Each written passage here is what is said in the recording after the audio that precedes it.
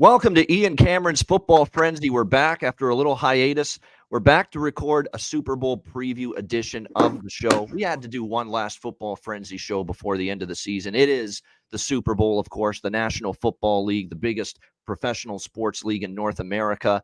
Over 100 million people for sure will be watching the Super Bowl over the weekend. San Francisco 49ers and Kansas City Chiefs. We'll break it down from a betting perspective, sides, totals, player props, you name it, coming up in just a bit.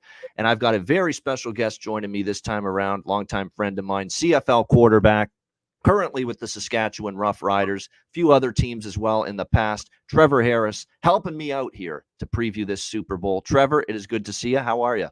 I'm great, man. It's great to hear your voice. Great to see your face. You know, we text quite often, and yeah, it's good to be on here with you, man. No doubt. Now, we'll get into the game in a bit, but first of all, let's ask how Trevor Harris is doing. How are things in the world of Trevor? Busy dad, busy husband, and busy trying to rehab from an injury that I certainly know everyone reached out to you, I know, with a lot of well wishes and just gut-wrenched for you. I think not just me, but a lot of people around the Canadian Football League when you suffered that injury last season. But I know your work ethic to get back to as close to 100% as possible from that injury and coming back stronger than ever has really fueled you. Just talk about the comeback effort here since that injury. Yeah, well, first, my family's doing great. I'm doing great. You know, the injury itself was a tough one. I quote unquote shattered my leg. I don't really love that term because when you shatter glass, it breaks in a million pieces. But if it's broken in 3 or more places, it's considered shattered. And I broke it in 4 or 5 places, and it was a pretty nasty one. And I really lucked out with the way things were, the anatomy of the injury. They thought, when I was on the field, they thought ACL, MCL, leg break, and, the meniscus. And they thought it was just basically completely blown out. And when we went in there, it was just meniscus. They were able to repair it, which the repair took. And they were able to put the plates and screws in and get the break already. And it's an 8 to 10 month recovery. We're 6.5 months, almost 7 months now. But I've been full go, no restrictions since month 5, since right around Christmas. And so, it gets just a little bit sore when I push it too much because it's still early in the process. But aside from that, it's just been one of those things that, in this point in my career, a lot of times it can really, knock somebody down and really make you feel like that's a wrap. But it's really invigorated me. And especially with, the new regime coming in. Corey Mace has just been an absolutely outstanding addition as a coach. I mean, you'd be hard pressed to find anybody say a negative thing about this guy. And he doesn't just develop relationships and be all honky dory. He rules well. He rules the room. He commands respect, and he just does a great job of just really making you know that he's really one of the guys and wants us to be great. And I couldn't be more excited going into a season. I don't know that I've been this driven in an off season since, I was in my mid-20s. And so it's been very, very fun. That's awesome, man. I'm so happy for you. And I'm excited to see you back on the field this season in the CFL. Speaking of CFL, and we will turn the page after this to the Super Bowl, but it's the hub of activity right now, the Canadian Football League. I mean, we got wheeling and dealing, and we got signings left and right because we're right in the middle of free agency right now in the CFL. And I know you're excited about some of these moves that your team's making. My Ticats have been active, bringing in some pieces to shore up the defense. I think when it comes to your team, now you can let me say this, not you, because you play for them, but I'll say it for you. Your offensive line the last 2 years has stunk, in my opinion, especially 2 years ago. I thought it was really, really unfortunate to see that group struggle the way they did. I mean, poor Fajardo was getting just crushed a couple of years ago with that O-line and just such shambles. Now, I do think they took steps forward last year, Trevor, but still that's a unit that had to be upgraded.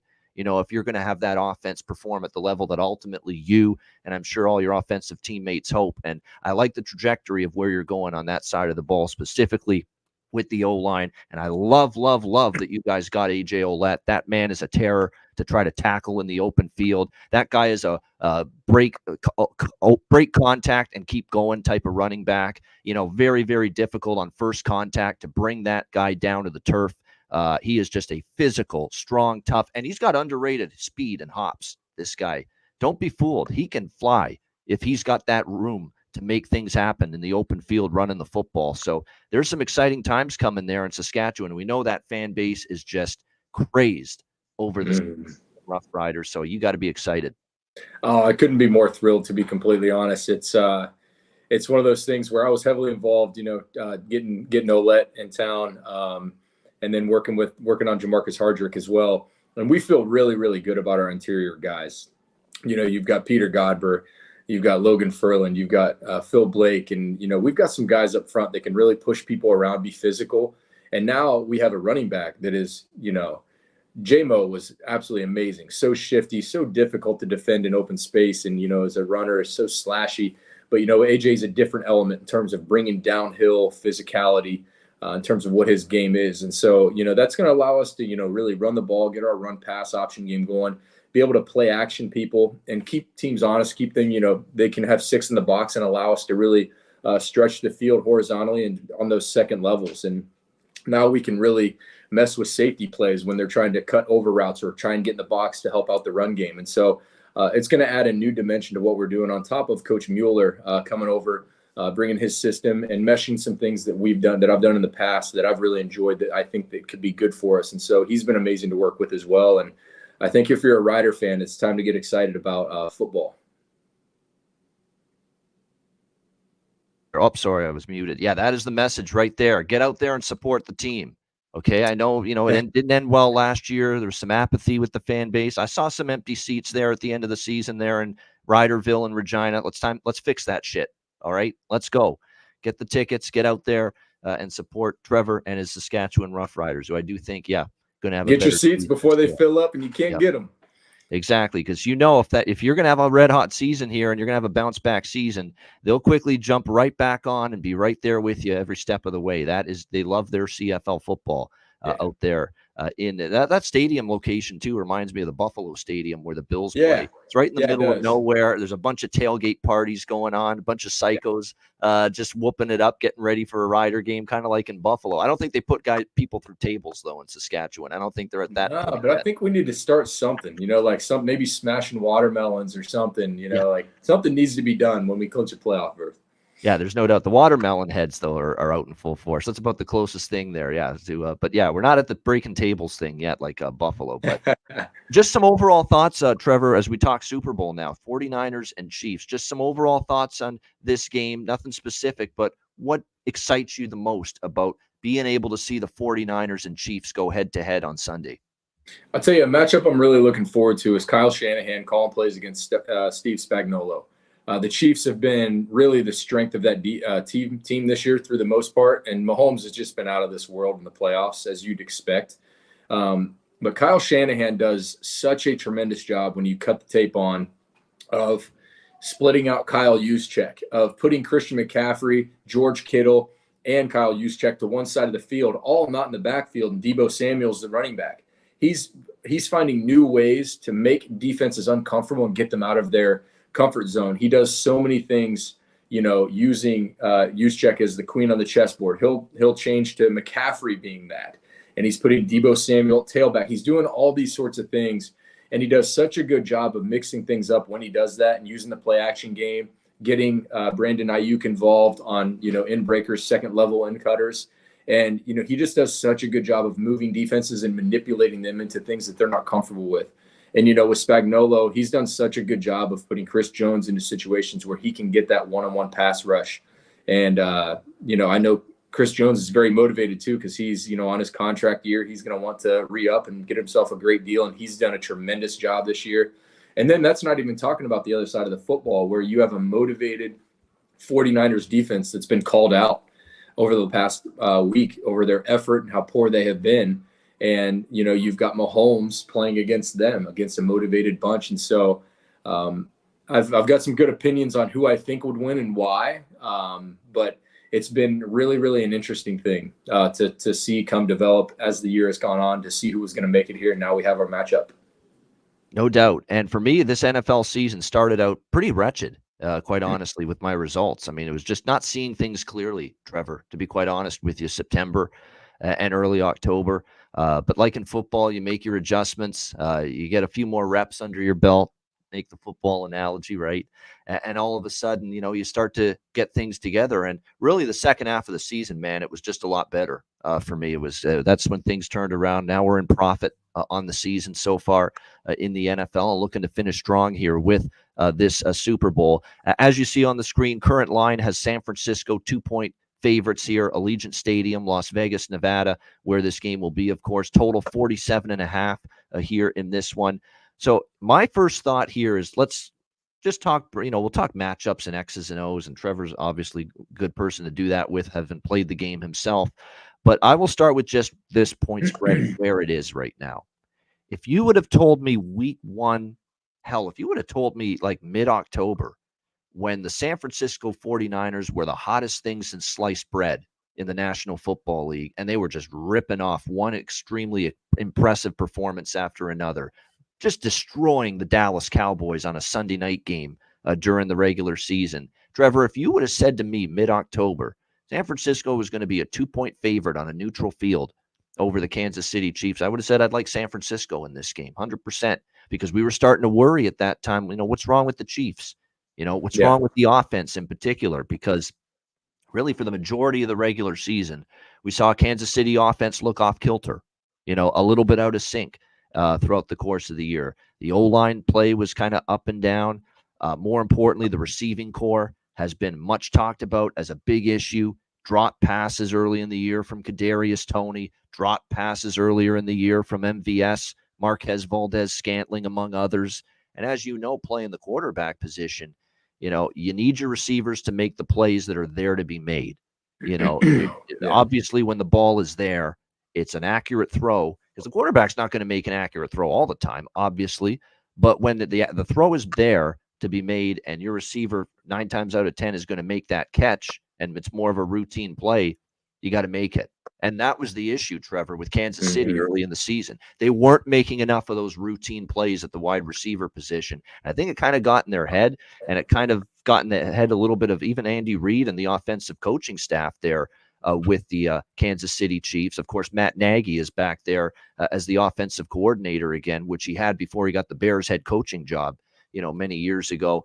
But yeah, that was a factor. And to be quite honest with you, it was probably a subpar season by his standards. Was it a terrible season overall? No, but for Travis Kelce's standards, it wasn't the best of seasons. It was very uneven, his performance.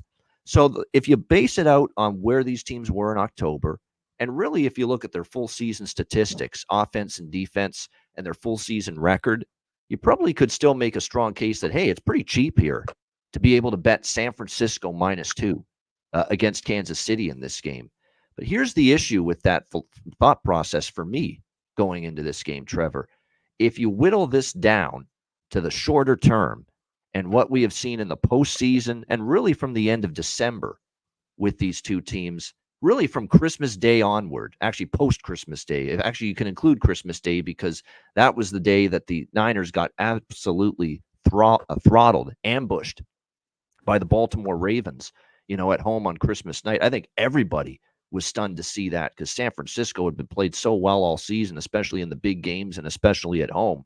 And here's Baltimore basically running the ball down their throat, throwing it against them. And to be honest, the offense and Brock Purdy couldn't get things going consistently in that game. So they didn't have a good game. They got bombed by Baltimore.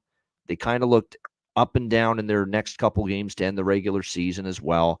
And then in the playoff games, at home against Green Bay, at home against Detroit, a play here and a play there, Trevor, and they're not even in this Super Bowl right now. And again, a situation where we saw the defense. All I heard was Nick Bosa in the pass rush much of the season. I didn't see it consistently in the Packer and the Lion game. You're talking about a secondary that was beaten badly at times by both Jordan Love and Jared Goff in the passing game in those two narrow wins. And all of a sudden, you're starting to see these holes starting to spring in San Francisco at home against, well, you thought they were a decent amount better than Green Bay. I think Detroit's a very good team, but you still really thought they could control the line of scrimmage in both games. They really did not. I mean, Detroit's running game with Gibbs and Montgomery, they were outstanding. Goff made the plays down the field in the passing game, and you could say a play here and a play there. The Gibbs turnover was costly. Dan Campbell's decision to, eschew 3 points on multiple occasions and go for it on fourth down. That's been talked about, Trevor, as you know. It's been talked about quite a bit. But at the end of the day, too, there was one of those fourth downs. Josh Reynolds got to make the catch because it Yeah. was right there in his hands. So you could say all you want, oh, bad game management by Danny. But at the same point in time, Josh Reynolds' catch was there to be made. Bottom line is they escaped with two subpar performances to get here. And then you look at Kansas City's road here. They had to play in the frigid, frozen tundra cold of Kansas City against a Miami team that, okay, Miami on the road against good teams has struggled, but a pretty good team that you still beat in the Dolphins. You go to Buffalo, a tough environment, Bills team that was just dying to beat this Chiefs team in the playoffs finally. And Kansas City goes in there and moves the football at will, albeit Bills had some key injuries on defense. I get all of that, but you still have to give Mahomes and the Chiefs. That was the best offensive performance Kansas City had all season, in my opinion, that game against Buffalo. They look like the old Chiefs, explosive, balanced, running the ball, throwing it to Kelsey, throwing it to Rashee Rice, who's really emerged this year. And then the Baltimore game, they set the tone early, Trevor. They set the tone early in that game. They went back-to-back 2 touchdown drives and 2 drives to open the game on offense. Yeah, the offense sputtered after halftime, but they relied on their defense. And to me, this has been the best Kansas City defense really all year that they've had in the Mahomes era, in my opinion. And it's been the defense that's really carried them a lot. And to me, if you look at the full season, sure, San Francisco -2 looks cheap. But to me, if you really look at the recent form since Christmas Day, I think you've got a San Francisco team that's kind of went this way and a Kansas City team that's kind of went this way on the upward trajectory. So the bottom line for me is I've ended up landing on taking the Kansas City Chiefs here. And I knew right away I was probably going to be on that side. So what I did was I took +3 with Kansas City right after, Trevor, the conference championship games ended, the final Sunday of January, because I figured the line might trickle down a little bit. And sure enough, it did. It went down to as low as 1.5, and now it's settled in at 2. So got a good number early with Kansas City. But look, the numbers are there. What is he now as an underdog, Patrick Mahomes, in his NFL career? 10-1-1 against the spread. Incredible. 9-3 straight up. So he's won 9 of those 12 games as an underdog outright. 10-1-1 ATS as an underdog in his NFL career. He's 14-3 straight up in the playoffs in his career, Trevor. And let me go through the 3 losses because I've done this on another show this week. You'll like this. 3 losses. If you look at the 3 losses, the first one was Tom Brady and New England in Patrick Mahomes' rookie year, the AFC Championship game at Arrowhead. It was a classic. It was back and forth. Patriots won in overtime, but he did enough to win that game. It was a good offensive performance. The second loss for Mahomes was the Super Bowl, once again against Tom Brady when he was with Tampa Bay, and the Bucs won that Super Bowl. But if you remember, yes, it wasn't a good game for the offense. I don't know if you can blame Mahomes, Trevor. The offensive line in that game was ravaged, and I mean ravaged by injuries for Kansas City. I mean, they were starting 3rd, 4th string linemen in some cases. I mean, I think they had to sign a player or 2 the week before the Super Bowl because they were so decimated and depleted on the offensive line. And when you played Tampa Bay, and at that time, their front 7 was formidable. You didn't want anything to do with them. And I think that ended up being a big problem for Kansas City in that game. So that was Patrick's second playoff loss. The third playoff loss that he suffered was one game where I think you can say, you know what, Patrick, first loss was against Tom and the Patriots, and you still put up, I think, over 30 points in that game. Tampa lost in the Super Bowl. Your offensive line was depleted. The third loss is the one where you can say, you know what, Patrick, not your best day, especially the second half of the loss to Joe Burrow and Cincinnati in that AFC Championship game. He just didn't have a good half. So really, when you look at it, Trevor, he's 14-3 in the playoffs. And you make a valid argument that the guy has had one bad half of playoff football in those 3 losses, and that was the loss to Burrow and the Bengals in the AFC Championship game. That is a damn hard track record for me to go against. Andy Reid, off with the extra time to prepare, I believe the record for him is like 37-9 or 37-10 when he has an extra week to prepare, so more than a week to prepare for a football game. So I'm taking the Kansas City Chiefs here. Now, I hope I'm not one of these people that's a turncoat here who decided, we'll take Buffalo and Baltimore the last 2 weeks against Kansas City, and only now I'm drinking the Kool-Aid and learning my lesson to maybe jump on the Chiefs and Patrick Mahomes here, but I just feel in the shorter term they have looked really solid. Now they have some concerns. Omenahu being out is concerning. We'll have to see if Willie Gay plays on that defensive side for Kansas City. He's a significant piece, but I'm going to go with Kansas City here in this game. +2, the proven commodity, and there's a lot of pressure on Shanahan here in this spot. Shanahan lost in the Super Bowl as an offensive coordinator with Atlanta under Dan Quinn when New England pulled that comeback, and he lost already once head-to-head to Andy Reid and the Chiefs a few years ago when Jimmy G was his quarterback. And they had a 20-10 lead in the fourth quarter, Trevor, San Francisco, and they lost. Couldn't hold it, and it was all Chiefs in the fourth quarter. Couldn't close that game either. So closing the deal, especially in the big game, that's got to be the biggest question you have about the 49ers and especially about Kyle Shanahan. What do you think about that, Trevor? Everything I just said. I know I started rambling, but what do you think? Yeah, a lot to unpack there. First, the Dan Campbell conversation with him making those gambles. It was an interesting thing to talk about because that's what he's done all year, and that's what's made that team so great. Is that they're gonna drop their set and play ball. They're gonna take chances. And I saw something that said Dan Campbell's the type of dude to get 18 in blackjack and say, hit me. That's just kind of what he is, but there's actually a meme out there on it showing him doing that. Show it. What? There's a hilarious one. Everybody knows Price is Right. Legendary. 95 cents. I'm going to spin. 95 cents. He's going to spin. I'll spin. He's not going to stay put at 95. He's going to try to get that 5 to get exactly $1 on the showcase showdown on spin the wheel there. That's hilarious. But that's why his players love him. Is he has their back, and after the game, he stood there and said, "That's what I did. I made the decision," and his players all had his back. You can tell those guys that locker room is not fractured. But I'm on the same wavelength as you in this game. I watched San Francisco play Green Bay and struggle. Jordan Love doesn't throw 2 picks in the fourth quarter, and maybe Green Bay wins that game. And then they go play Detroit, both of them at home, and frankly, they probably should have lost that game as well. But I'm not going to put anything past Kyle Shanahan because he is a mastermind. He is a genius, absolutely incredible to watch.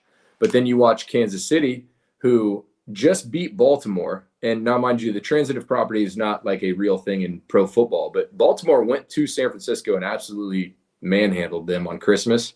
And Kansas City just went to Baltimore and won. And to think that they're an underdog is kind of a little perplexing to me at this point, because I would think, Kansas City wins this game straight up. But obviously, football, the ball can bounce anyway. A number of turnovers, penalties, explosive plays are going to really determine the outcome of this game. But I'm more on the line of if I'm in a situation, who do I trust more? Do I trust, Brock Purdy and the weapons that he has? Because he's done an outstanding job. He's more than a game manager. Or do I trust Patrick Mahomes, who throughout the season, we talked about the drops. You talked about the drops. It was in the biggest moments that those things happened too. And it wasn't just in moments in the first quarter, it was 2nd and 7. It was 3rd and 5. They need to move the chains. 4th and 3. They need to move the chains. And Travis Kelce was even a part of those drops to some point this year. And so to say he's had an uneven year, I agree. But he's still backing himself upside the head a couple of times over those drops too. I would see him do it, like doing that thing. Yeah. And I mean, you're talking one of the best 2 tight ends ever. And, those guys have learned through this process, and you've watched in the playoffs. I haven't seen them drop a single pass, any of those guys. And they've made some really tough catches on moments and really helped out and bailed out Mahomes in a couple situations. And so to me, back shoulder timing throw that Mahomes gave him for the first touchdown against Baltimore in the AFC Championship. That's just a timing and rhythm and chemistry and years of working together. It's almost like that magic it took to the playoffs starting for them to get that connection back again. Yeah, and it was actually even a low back shoulder. He kind of reached back and down and caught that pass. So it was, those guys are locked in. And I think there's something to this could be Andy Reid's final game as well. And I heard a rumor that Bieniemy is actually helping Kansas City out in preparation. It makes me wonder, is he the next guy in Kansas City? Are they working on that transition? And they asked Andy Reid if not a bad thought, especially because Washington's let him go now after they brought in Quinn as the head coach, Dan Quinn. And next thing you know, and during Quinn's press conference, he said right to the media that, we're not retaining Eric Bieniemy. He's not going to be part of the new coaching staff. So he's a free agent. Kingsbury. Right. Yep. Cliff Kingsbury, it tells you they're wanting to go get Caleb Williams and, have some familiarity there. But anyway, we're off course. I think, Bieniemy helping out there. I think there could be some motivation on the Kansas City side to send Andy Reid out how he deserves to be out, because the years that he had in Philadelphia, he was absolutely tremendous, making it to 4 conference championships in a row, making it to 1 Super Bowl, falling short.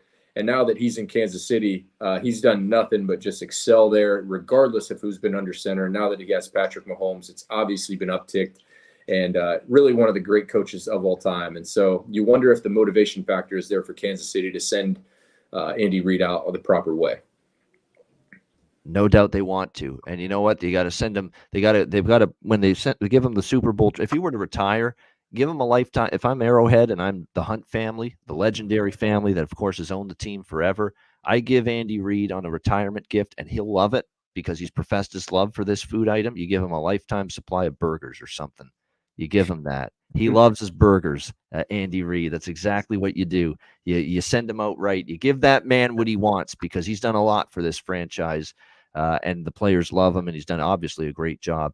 But I think there's some truth to that. I think where there's smoke, there's fire about this whole Andy Reid retirement, scuttlebutt that you're starting to hear. It's heating up, that this could happen. And I think absolutely if they win this game, I think that even strengthens the chance that we see Andy Reid maybe retire, go out with a second championship here with the Kansas City Chiefs. So there's no question about that. It would be something else to see them see him go out with another Super Bowl title. But I think there's definitely some truth to that, that it could end up happening. And like I say, that's not a bad little theory that you have too. Bieniemy's now available, that maybe they'd be able to bring him in and be able to have him take over, obviously, as the head coach. I should say 3rd Super Bowl under Andy Reid. They've won 2, of course, 2019, 2022. This would be the 3rd Super Bowl for the Kansas City Chiefs if they win it. So that's the side. I'll be honest, I'm not going to talk much, Trevor, about the total for this game, 47. It's tricky. This is more of a thing where I don't like betting Super Bowls under. I'll just be honest. I don't like betting Super Bowls under. I don't like betting many football games or many sporting events for that matter under. For anyone that knows me, I've rarely bet unders. But there is some pause here because sometimes the Super Bowl does start slow and then the scoring does pick up. I mean, last year I was on the over and I really felt strong about it. This total I don't feel as strong. And of course, last year it was an epic shootout back and forth between Jalen Hurts and Patrick Mahomes with the Eagles-Chiefs Super Bowl. It was absolutely outstanding, that game back and forth. This one, here's the thing. If you think efficiency trumps pace, bet over. If you think pace trumps efficiency, bet under. And let me explain that. Efficiency as in, if this game is going to go over the total, you got to have some red zone efficiency. You got to have both of these offenses being able to put in touchdowns inside the 20, not settle for field goals. And these are pretty good kickers. Butker for Kansas City is excellent. Jake Moody's had a pretty good year overall for a rookie out of Michigan for San Francisco. But these two teams do not hustle down the field. They bleed the play clock. They're not in a rush to get to the line of scrimmage to snap the next play. And it's a lot of dink and dunk throwing the ball, short to intermediate.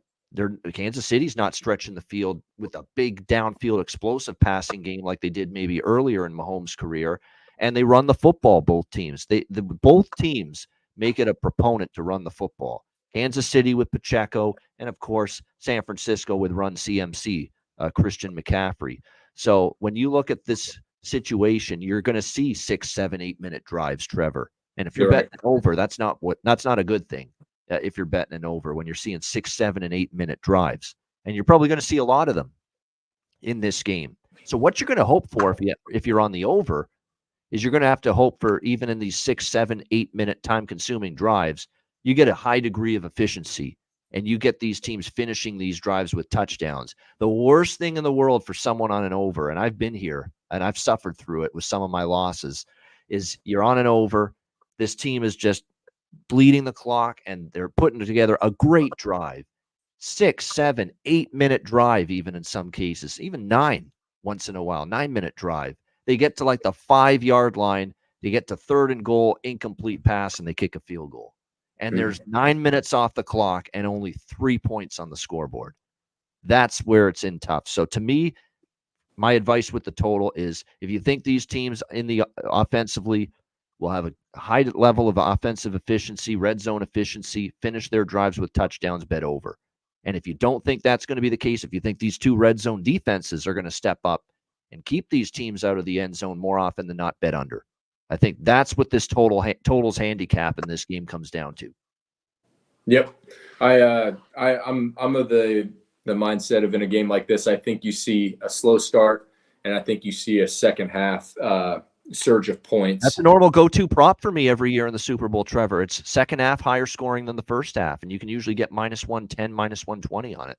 Yeah, and a lot of times I think the reason you get that is early on in games, you're going to see defenses giving different looks to teams, maybe things that they haven't seen all year, just a couple different wrinkles here and there to maybe get a blitzer free, or to get a six-man pressure where they eat up the back and are able to get a blitzer free in the front side A gap or B gap or whatever it may be. And then by the second half, they've rather back to adjusted to who they are, and the offense is prepared for that, or they've adjusted to the slight wrinkles in the game plan.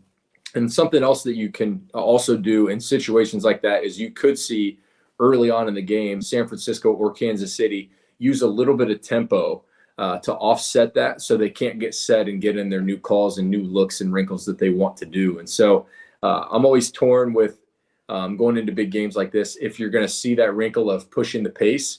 But these teams, like you said, are not those type of teams. They really like to bleed the clock. They like to stay on the field and have a great offensive defense by keeping their defense off the field and keeping the offense on the field. Is kind of one of their mindsets. No doubt. All right, the fun part of the show, man, player props. Everybody loves their player props when it comes to the Super Bowl. I bet them all year. Anyone that receives my emails all year long, you see that I bet player props all season, every Sunday, Monday Night Football, you name it. But obviously, there's an even greater array of player props available for the Super Bowl itself. And there's a lot of great opportunities here as far as player props. So we'll start with some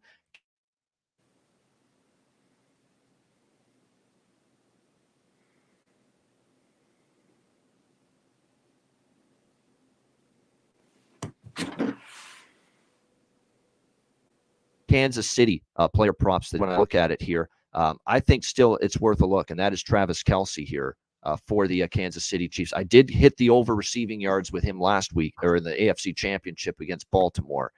And if you remember back to last year, 2 years ago, you'd see Kelce's receiving yards prop in the 85-90 range. You're still only getting it at 70.5 here, and it was in the 60s. It was 62.5, I believe, against Baltimore. You've seen a reduction in the number, Trevor, because he just hasn't been as productive throughout the entirety of the season. But he's turned it on in the playoffs. He's getting that connection back with Mahomes, and I'm not sure, that the deep threat is going to be there consistently, even though the 49ers have given up some passing plays. Maybe this is a game Rashee Rice and Marquez Valdez-Scantling and some of the more vertical receiving options and weapons for the Chiefs go off. But Mr. Reliable is there, and I still can't see Mahomes going away from him. So the over 70.5 receiving yards for Kelce, I'm interested in here.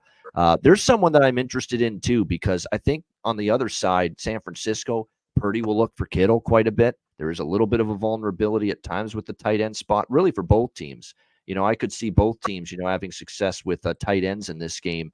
But Nick Bolton, I think, could be very active. So if you can find Nick Bolton for Kansas City, he's a very good player.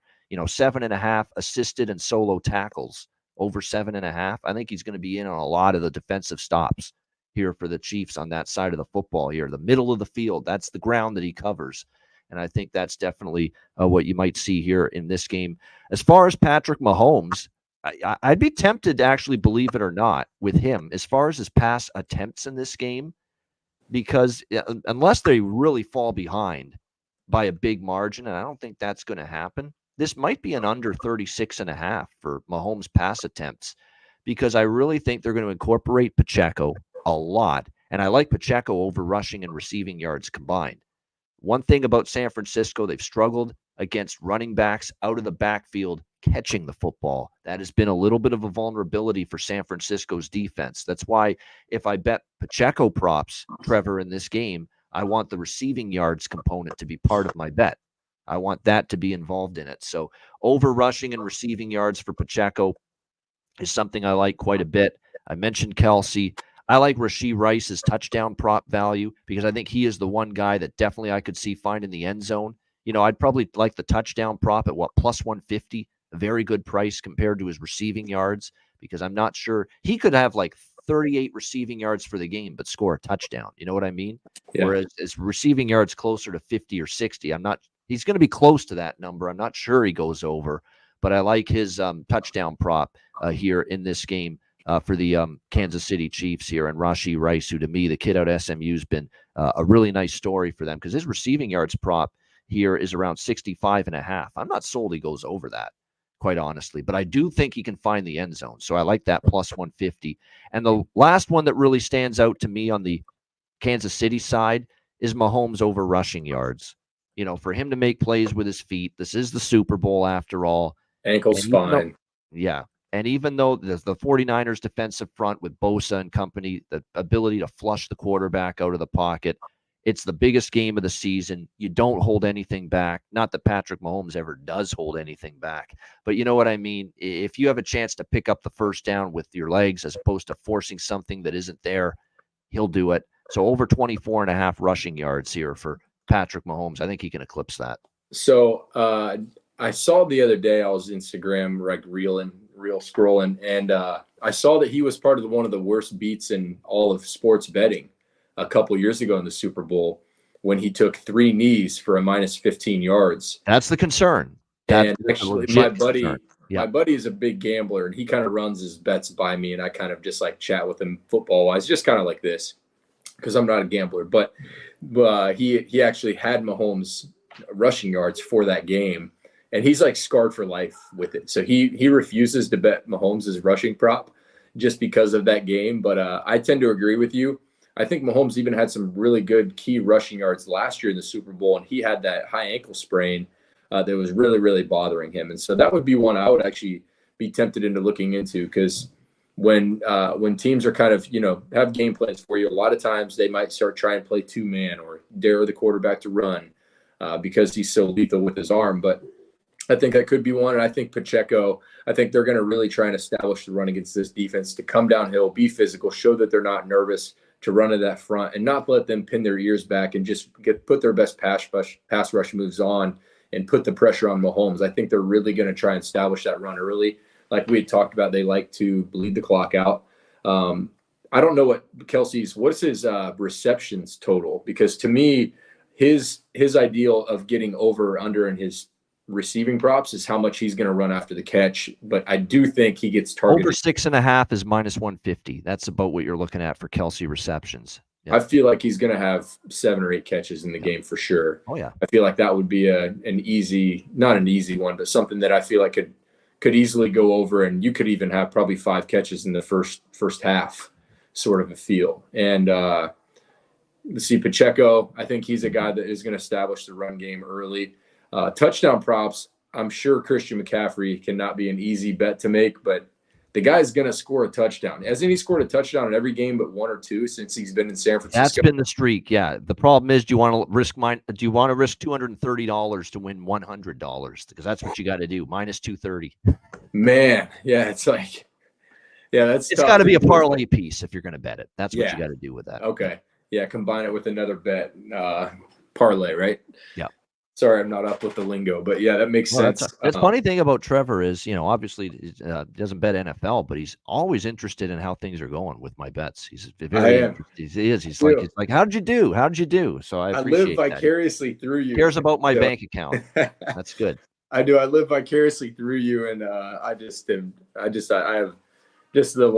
house here, the wife and kids, to just try and just stay away from it. But it's fun stuff to look at for sure, to see what you would have done. And you always have like the little handshake bets with your family or friends and stuff, and those are always fun to do. But I think I'd still roll the dice and bet that with McCaffrey. I think it's almost a certainty. It seems like he's going to score, and maybe even 2 scores. I'm sure the odds on him scoring 2 touchdowns might even be something of that nature. And so that would be one that I would really take a look into. And I'm trying to think what other ones we just spoke about. Mahomes' rushing yards, Pacheco, Kelce. On the other side of the ball, I don't know that Purdy is going to throw for a ton of yards in this game.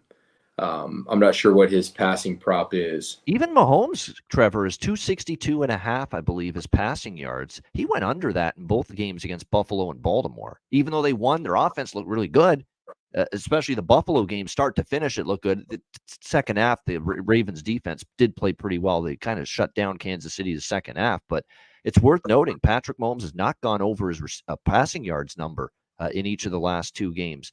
And I think both teams are going to be incorporating the ground game a lot, quite a bit Yeah. in this game. So I'm wondering if maybe both quarterbacks, not just Mahomes, but not just Purdy, but Mahomes as well. I certainly think Purdy on under passing yards, might be a good look here because he's going to be leaning on his own legs probably because we saw it against Detroit and Green Bay, a couple of huge, Huge. critical, Trevor, third He can down run. runs by him to keep drives going and Yeah. get key first downs for San Francisco. Rely on McCaffrey. I'm wondering if he stays under passing yards. I think he definitely could.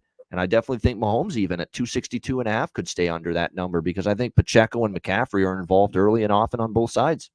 Yeah, and I think it's one of those situations where Mahomes really hasn't had that explosive pass game after game since Tyreek Hill has left, and he's managed to adjust his game like all the great ones have, and but he's making headway with his legs. They're using Pacheco in the pass game a little bit more, which is why I tend to agree with you on the props for his rushing and receiving total. I think that would be a fun one to look at, but I wouldn't go all in on a Mahomes under because he could easily hit MVS down the sideline. And I'll tell you, I think MVS does have an explosive pass play or two in this game.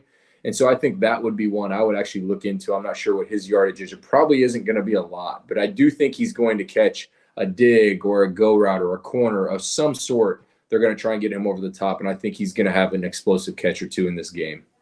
And I'm not just saying this because I'm on Kansas City, but I do really endorse Purdy under. I believe the current number with Purdy with the passing yards is under 240. It's dropped a little bit. I think it's down to 248 and a half now, his current passing yards number. I think he can stay under that. Here's what I see.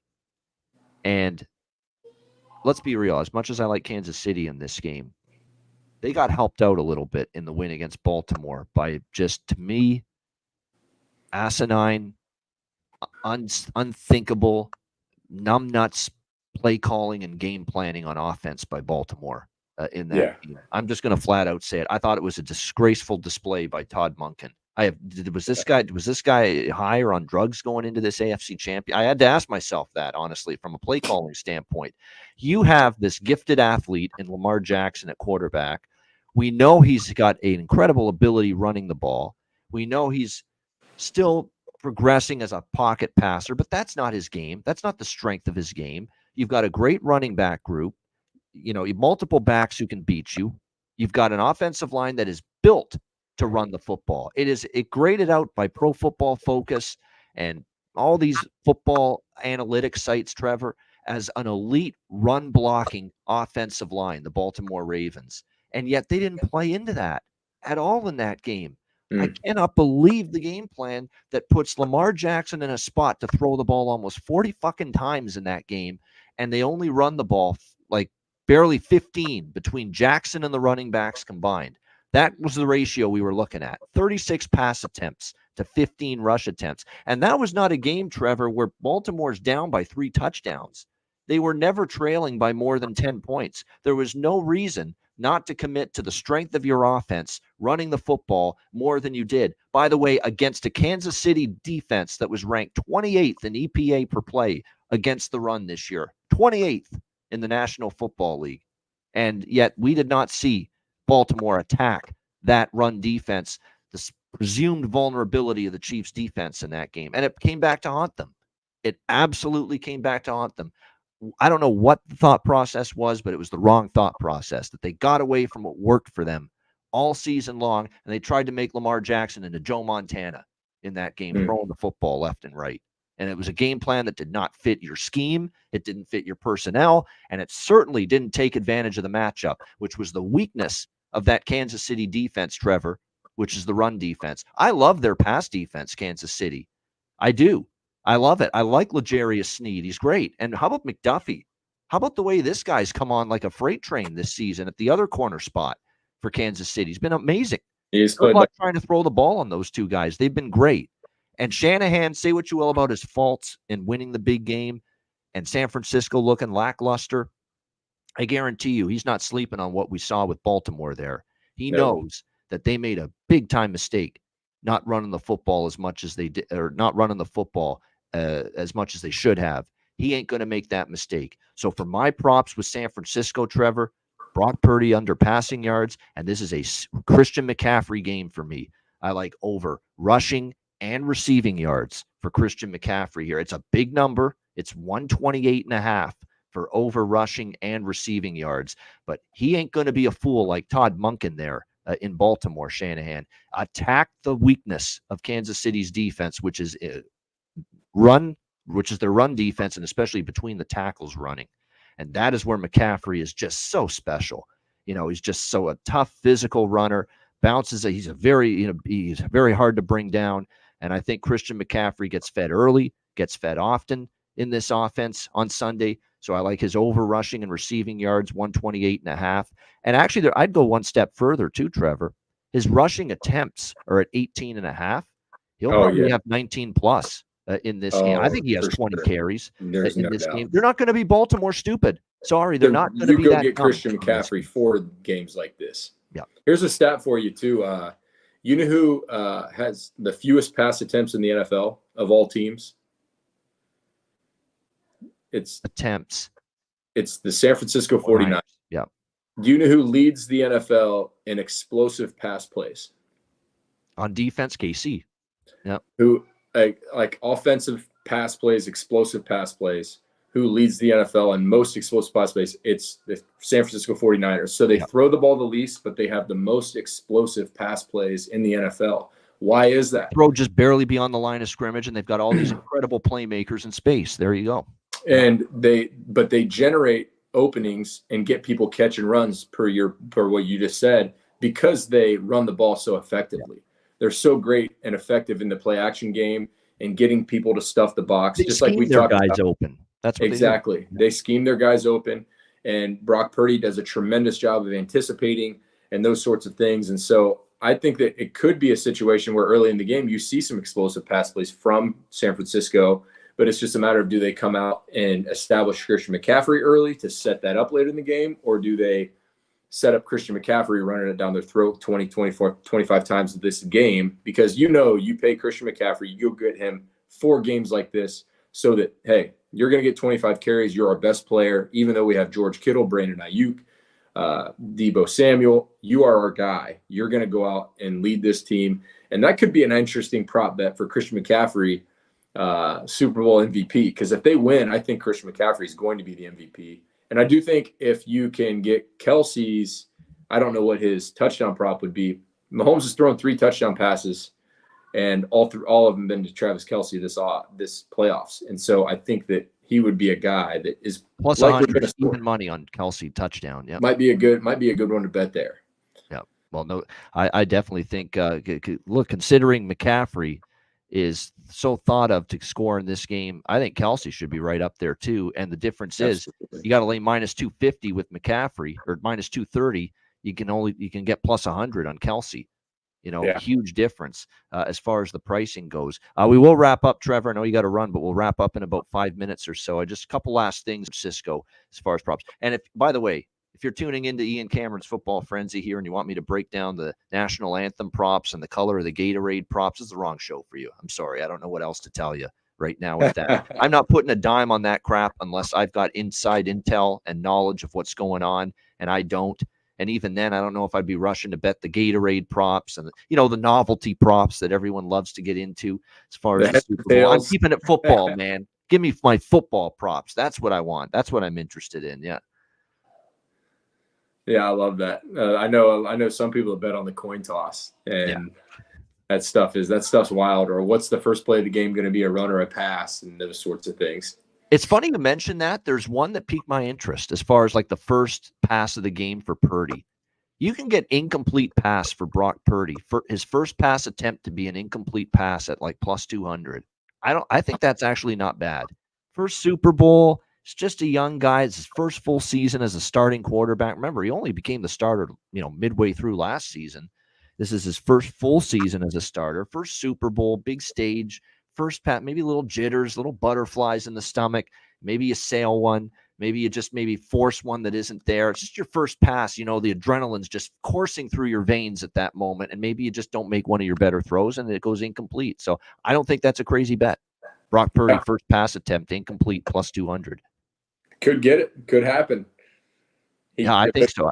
Just given the nature. Like if you were in his shoes, not saying you'd be feeling the same emotions as he, you're different human beings, of course, and all that. But if you were on this stage for the very first time, you'd have a little butterflies in the very beginning, taking that huddle for the first time, getting ready to make your first pass attempt. Would you be confident that would be your best pass of the night, your first pass of the night, and your first Super Bowl?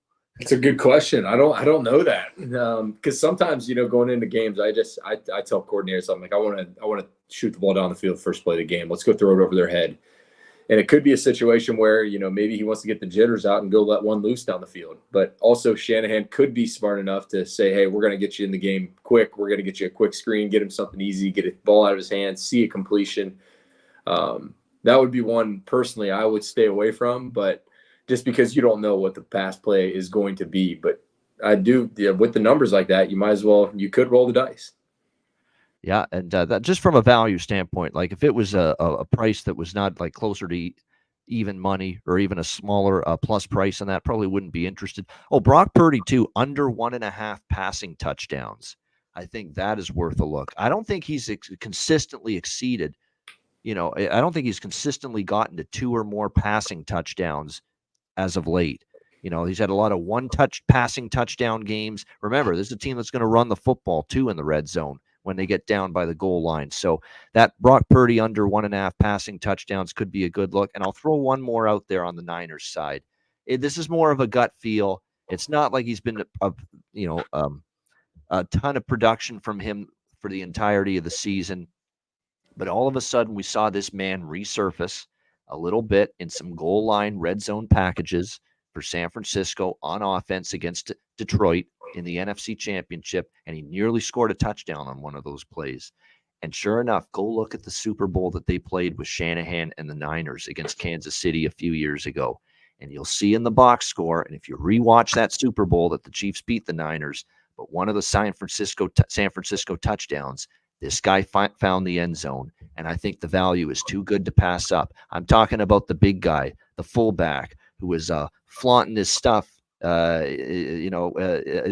Christian McCaffrey on the field during a practice last week. Kyle Juszczyk, the fullback, the juice man, San Francisco 49ers. His touchdown prop in this Super Bowl is 10-1, plus 1,000 at BetMGM, plus 1,000 for him to find the end zone. Remember, Shanahan somehow schemed up an offense to get him the ball down by the goal line against the Chiefs in the last Super Bowl when they played Kansas City, and he nearly got a touchdown against Detroit. He got tackled like at the 4-yard line against the Lions just a couple weeks ago. I think it's worth a look. I think somehow he's going to get Juszczyk involved in this game, especially in the red zone. So plus 1,000 for him to score a touchdown. You could go just to catch one pass. It's a big price, minus 152, but just to have one reception, I think it's worth a look. The receiving yards for Juszczyk is over 2.5, minus 112. So you could get one catch for 4 yards. You can't cash the reception, you cash the over receiving yards, and hell, it might be down by the goal line. Maybe you'll cash the touchdown prop into 1. So it's just a feel for me, Trevor, that Kyle Juszczyk's going to be involved here. I love that. They love to get him involved, and he is kind of the queen on the chessboard for them. And he could line up at tight end, at split end, at wide receiver, at running back, get a carry from fullback. He does it all. Very underrated piece. I was really sad when the Cincinnati Bengals let him walk. Yeah, Swiss Army knife kind of player on the offensive side of the football for sure for the San Francisco 49ers. But I just thought that it was definitely worth a look. I think for the most part, that is a lot of what I'm liking early. As far as the props, there's still a bunch that I haven't. Oh, Kittle too. I definitely think when you look at this, Kittle, the one thing too is look, Steve Spagnuolo will blitz. Steve Spagnuolo will do that from time to time. He's an excellent defensive coordinator. His reputation, it's gotten even stronger with the performance of this Kansas City defense this year. The one thing he will do is he will bring some pressure. So that's going to be interesting, and that means that's where Kittle is going to get involved, I think, more with those short to intermediate routes. And plus the thing, too, that makes me think Kittle might have a bounce-back game, as I like to say in the other shows, here, Kittle, Kittle, Kittle. I was like the old kid, here, kitty, kitty. I always do that with Kittle. But over receiving yards, I think, for George Kittle, worth a look here, I think, because he's going to be a lot more in the short to intermediate variety. And what I like, too, is usually when Kittle has a quiet game in the receiving game like he had against Detroit, he has a much better one the next time out. So I think you could see that as well here for the Niners, see Kittle get involved. I think it's splitting hairs with Ayuk and Samuel. Samuel will get all the attention from the bettors because he's Deebo Samuel. He's been amazing. But don't sleep on Brandon Ayuk. Brandon Ayuk has been very, very good and consistent most of the year for the 49ers as well. But like I said, don't go too heavy on the receiving props to me for the Niners. Don't go with too many of them because I think the run game still is going to be a very big component of the Niners and their success. Man alive, this was awesome, Trevor, talking Super Bowl, talking the 49ers Chiefs. It was a lot of fun. Hopefully everyone tuning into Ian Cameron's Football Frenzy enjoyed it. But before we get on out of here, Trevor, your final pick, if you will, for the Super Bowl. Let's hear it. Is there a prop for Taylor Swift? How many times she's going to be on there? I'm sure there will. I just haven't seen it or bothered to check for it. I think I'd lean Chiefs money line would be the best one, just because I just feel like they're destined to win this thing, especially with Andy Reid going out. That would be my final one that I would say. I think the Chiefs are going to win this thing outright. There you go. Trevor Harris's final pick selection, Kansas City Chiefs to win their third Super Bowl in the Andy Reid, Patrick Mahomes era. And I guess I should ask you, too, since you're picking Kansas City, is this Big Red's final game on the sideline as head coach of the Kansas City Chiefs, Andy Reid? I think so. I think this is it for him, especially if they win. But most of me is pulling for the 49ers because a friend of mine, Eric Harris, who played in the CFL, played against him in college at Cal PA. He plays for the 49ers. Tremendous man of God. And really love that guy. I actually messaged back and forth with him on Instagram the other day and bought some of his apparel. It's really, really amazing thing he's got, and just a great human being. So I'll be rooting for him, especially with the CFL ties, the PSAC ties from college, and just a good man. So rooting for the Niners, but I think the Chiefs are going to win. Absolutely. There you go, Kansas City. And I agree as well. As I mentioned earlier, I'm already on Kansas City +3. I bet it right after the conference championship games ended. +2, I still endorse that right now as well. Trevor Harris talking about Eric Harris, great man. There's a lot of great people in the CFL. My association with the CFL, I've gotten to speak and talk to so many of the players are just great human beings. Not only they're good players, but good people too off the football field. And I can vouch for this guy. He is another great person off the football field. Trevor Harris joining me here as my special guest on Ian Cameron's Football Frenzy. I'm telling you what, Trevor, before we sign off, we got to say it. Countdown's on, man. Tick, tick, tick, tick, tick, tick. I mean, we are 4 months away from the start of another CFL season. I mean, the early part of June will be here before you know it. Training camp in mid-May will be here before you know it. Whatever our win total is, take the over. There you go. No bias in that opinion either. None at all whatsoever. None. None at all. He's just calling that right down the middle there. Saskatchewan Roughriders over their win total. Do you want to double down and say win the West, win the Grey Cup too while you're at it? Might as well. I mean, even if the win total is 15, take the over. I don't care. No. Yeah, I'm playing. Obviously, don't endorse betting. Do whatever you feel. Just make sure you're very smart with your money. Make sure that you can only gamble what you could afford to lose. 100%. Be very intelligent. Yeah. As you know, there's a lot of people that have trouble with this, so be intelligent with it, but make sure you keep it fun. Nothing that's going to make you go crazy. As I know, my man Ian has probably vouched and told you guys plenty of times. Yeah, I still go crazy over it, but not for those reasons that you're in financial dire You go straits. crazy because of your passion. Now, that's why I love it. Seeing things that frustrate you, seeing coaches do stupid things, players do stupid things when you've got money involved. That's what'll bother you. That's what gets to me. But Man, this was awesome. Great to have Trevor Harris joining us here, a guy with obviously a big-time football background, so good person to join us here and talk a little Super Bowl. Thank you to everyone, of course, for tuning in. Make sure you hit the like button on the way out. Appreciate it very much. This is it for another season of Ian Cameron's Football Frenzy. But I'll be back right before the beginning of the CFL season, as we usually go June to February throughout the CFL and the NFL season. So looking forward to another season of Ian Cameron's Football Frenzy. For our special guest, CFL quarterback Trevor Harris, I'm Ian Cameron. Enjoy the Super Bowl on Sunday. Enjoy the game. Good luck with your wagers. And thanks for joining me all season long once again for another season of Ian Cameron's Football Frenzy.